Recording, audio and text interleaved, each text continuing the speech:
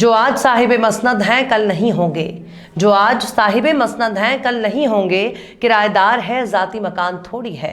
सलाम नमस्ते सत श्री अकाल, मैं हूं आपके साथ हर्षिता मिश्रा और आप देख रहे हैं times mail. Bharatiya Janata party के राम राज्य में देशद्रोह, राजद्रोह, राष्ट्रभक्ति, राष्ट्रवाद और देशभक्ति का ऐसा तड़का आजादी के 70 सालों में पहले कभी देखने को नहीं मिला। जिस तरीके से भारतीय जनता पार्टी की सरकारों में आम नागरिकों पर देशद्रोह और राजद्रोह लगाने का कीर्तिमान कायम किया गया, जिस तरह से यूएपीए जैसी धारा का इस्तेमाल आम लोगों को कुचलने के लिए किया गया, उससे तो यही लगता है कि मानो राष्ट्रवाद और देशभक्ति का सबसे बड़ा अगर कोई ठेकेदार है तो वो है भाजपा और उसका मात्र संगठन आरएसएस। लेकिन अब एक ऐसी खबर सामने आ रही है जिसमें एक या दो नहीं बल्कि 36 संघियों पर राजद्रोह लगाया गया है। कल तक एक पहचान रखने वाले लोगों को ही देशद्रोही और राजद्रोही कहा जाता था, लेकिन आज उन्हीं संघियों पर राजद्रोह का मुकदमा दर्ज हो रहा है और उनकी कारस्तानी काले अक्षरों में लिखी जा रही है। आप तो जानते ही हैं कि बजरंग दल को समाज में किस नजरिए से देखा जाता है। बजरंग दल खुद को बजरंग बली का भक्त बताता है, खुद को हिंदू रक्षक बताता है, गौरक्षक भी बताता है, लेकिन उपद्रव करने के मामले में सबसे आगे भी ये लोग ही नजर आते हैं। चाहे कर्नाटक में हिजाब का मामला हो, चाहे गुरुग्राम में नमाज पढ़ने का, हर जगह बजरंग दल के लोग ही आगे नजर आते हैं।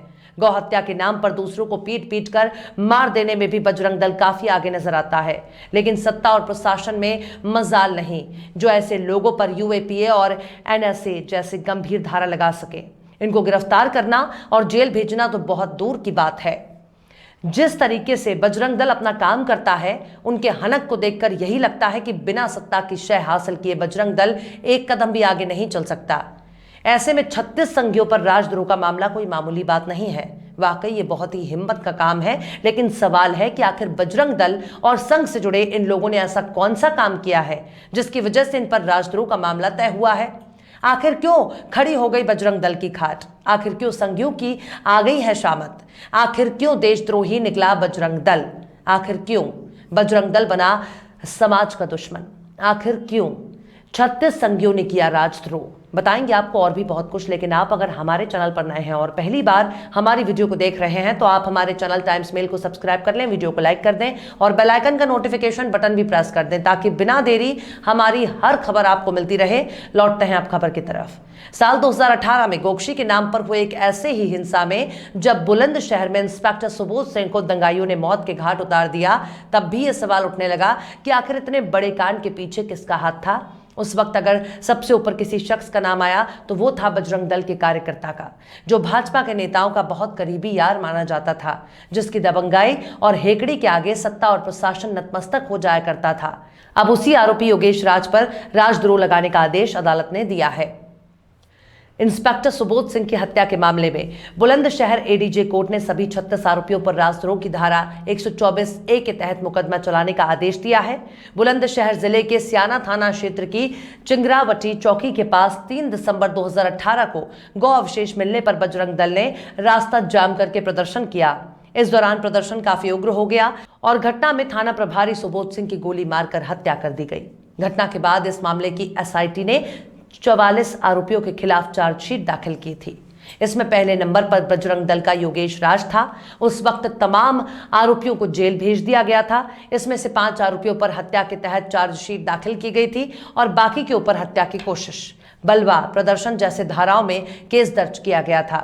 इसमें सबसे खास चेहरा योगेश राज का था, जिसके बाद में इलाहाबाद हाई कोर्ट से जमानत मिल गई थी। जब इन आरोपियों को अदालत से जमानत मिली तब जेल के बाहर आने पर इनका जोरदार तरीके से फूल माला के साथ स्वागत किया गया। वंदे मातरम और जय श्री राम का उद्घोष हुआ। 6 आरोपियों को फूल माला पहनाई गई और उनके साथ बारी बारी से सेल्फी लेने का कार्यक्रम भी खूब हुआ। इन लोगों का स्वागत ऐसे किया गया जैसे इन लोगों ने कोई नेफा लद्दाख की जंग जीत ली हो। योगेश राज मई 2020 में वार्ड नंबर 5 से जिला पंचायत सदस्य भी चुना जाता है और उसी साल जनवरी में सुप्रीम कोर्ट में उसकी जमानत याचिका खारिज होने के बाद उसने अतिरिक्त जिला न्यायाधीश की अदालत में आत्मसमर्पण कर दिया था। जून 2019 में सरकार ने पुलिस को आरोपियों पर राजद्रोह लगाए, तब अतिरिक्त जिला और सत्र न्यायाधीश अदालत ने पुलिस को आईपीसी की धारा 124 से आरोपी के खिलाफ मामला दर्ज करने को कहा है। मामले में योगेश राज को मुख्य आरोपी माना जाता है, लेकिन इलाहाबाद हाई कोर्ट से जमानत मिलने के बाद शहीद इंस्पेक्टर सुबोध सिंह की पत्नी ने सुप्रीम कोर्ट में याचिका लगाकर इंसाफ की गुहार लगाई और कहा कि ऐसे विचाराधीन मामले में आरोपी पर चार्जशीट और मौजूदा सबूतों के आधार पर आरोपी तय किए जाने चाहिए। इसके साथ ही सुबोध सिंह की पत्नी रजनी सिंह ने भी ये कहा कि योगेश राज को पुलिस किसी भी हालत में राजनीतिक दबाव की वजह से गिरफ्तार नहीं करेगी। तब सुप्रीम कोर्ट ने हाई कोर्ट की योगेश राज की जमानत याचिका को स्टे किया और योगेश राज को 1 सप्ताह में सरेंडर करने के आदेश दिए, जिसके तहत योगेश राज ने सरेंडर किया और वो जेल में बंद है। साथ ही कोर्ट को भी चार्ज तय करने के आदेश दिए। इसके तहत एडीजे ने अपने आदेश में कहा कि चिंगरावटी चौकी के सामने हुई इस घटना में कानून व्यवस्था गड़बड़ा गई है और अराजकता फैलाई गई है। इसके साथ ही हिंसा को बढ़ावा दिया गया। इसकी वजह से सभी 36 आरोपियों पर 124 से राजद्रोह की धारा का अपराध तय किया गया। इस तरह से दूसरे लोगों को राजद्रोह और देशद्रोह का सर्टिफिकेट बांटने वाले संज्ञों पर राजद्रोह का मामला तय करने का आदेश दिया गया है। आप तो जानते ही हैं कि संघ और उसके पुरोधाओं को देशभक्ति और राष्ट्रवाद का सर्टिफिकेट बांटने का कितना शौक है। वो हर उस शख्स को देशभक्ति का सर्टिफिकेट बांटने लगता है जो उनकी विचारधारा से ताल्लुक नहीं रखता। ऐसे में 36 संज्ञों पर राजद्रोह का केस दर्ज होना कोई मामूली बात नहीं है। फिलहाल नागपुर से लेकर झंडेवालान तक संज्ञों के राजद्रोह पर गहन मंथन हो रहा है और कुछ ऐसा ही काम इस वक्त विवेक अग्निहोत्री की फिल्म द कश्मीर फाइल्स के नाम पर हो रहा है। हर जगह केवल और केवल संघ के पुरोधाओं ने नफरत का बाजार गर्म कर रखा है। इस फिल्म की तमाम कहानियों को बिल्कुल ही सच मानकर एक खास समुदाय को निशाना बनाने की पुरजोर कोशिश हो रही है। इसके बावजूद भी इस फिल्म को कश्मीर के सच के तौर पर प्रमोट किया जा रहा है और सबसे हैरानी वाली बात यह है कि इस काल्पनिक फिल्म को प्रमोट करने का काम सरकारी सतह पर किया जा रहा है। भाजपाई सरकारों ने इस फिल्म में परोसी गई अपार नफरत से इतने खुश हैं कि वो 2024 के आम चुनाव के सभी सपने देख रहे हैं। उनको इस फिल्म में लोकसभा चुनाव में जीत का शंखनाद सुनाई दे रहा है, जिस पर चलकर बीजेपी केंद्र की सत्ता पर फिर काबिज होना चाहती है। इस फिल्म को सरकारी स्तर पर प्रचार करने के लिए भाजपा की सरकार में टैक्स फ्री करने की होड़ लग गई है।